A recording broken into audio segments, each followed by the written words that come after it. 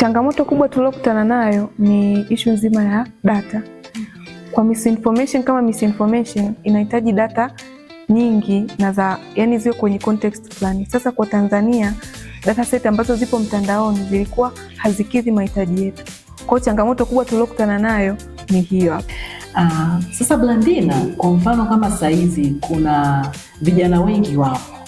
Unasemaje kuhusu hali ambayo vijana wengi nawakuta kwamba wanakuwa na ule woga? Yaani vijana wengi kuna vijana ambao hawataki kujaribu.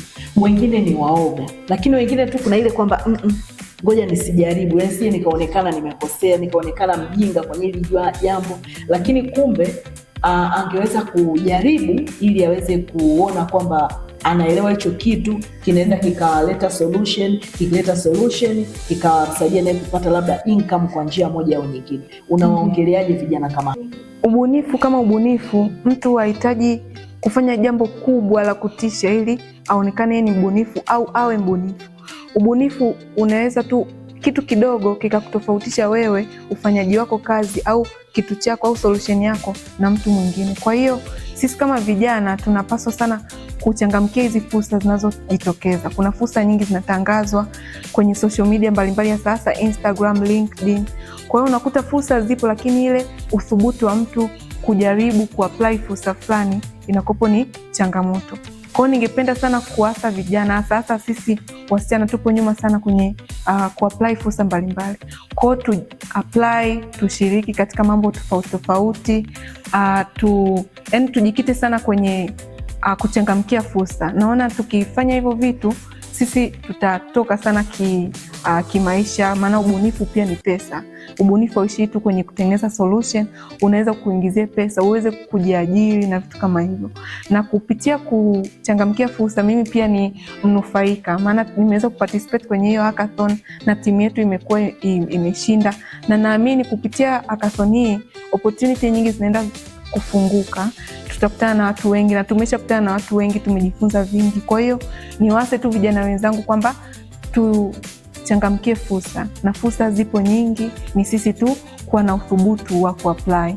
Blandina, labda kitu cha mwisho wakati tunaendelea kumaliza podcast yetu leo ya The Lulu Lens, tunatamani pia kufahamu wewe ni binti, ni mzuri, ni mrembo, una balance vipi haya mambo na changamoto ambazo pia zinamkuta mtoto wa kike kwenye career yake, na mpaka leo kuwezekana umetoboa, umekuwa mbunifu, umepata award kama hiyo na nyingine nyingi zinakuja. Una balance vipi haya mambo katika maisha yako ya ubunifu? Sawa. Kwa kweli mimi kama mtoto wa kike kuna changamoto nyingi ambazo tunakutana nazo, na nyingi of course kama changamoto zilivyo zinakukwamisha kufika sehemu fulani, ndio. Lakini anachoweza kusema na ambacho ndo nimekiapply pengine, huwa kuna namna naangalia nilipotoka, nilipo na ninapotamani kufika. Maana of course kuna watu wengi sana wanani-inspire, natamani kufika sehemu walipo au kukua zaidi yao. Kwa hiyo kinacho ni guide sana ukiachana na of course imani ina guide, si ndio? Lakini ukiachana na hilo pia focus na commitment ambayo nimejiwekea kwamba na aim kufika sehemu fulani. Yaani kuna matarajio ambayo mimi mwenyewe nimejiwekea, nataka niyatimize, au malengo ambayo nimejiwekea.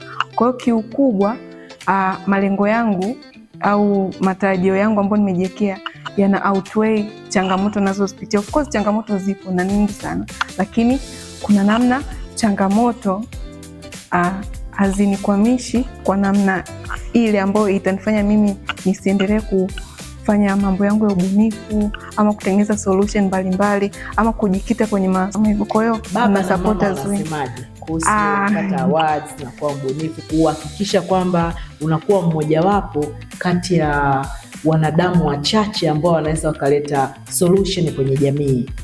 Kwa kweli wazazi wangu wamefurahi sana and they are very proud kwa hichi ambacho kimetokea hivi siku za karibuni.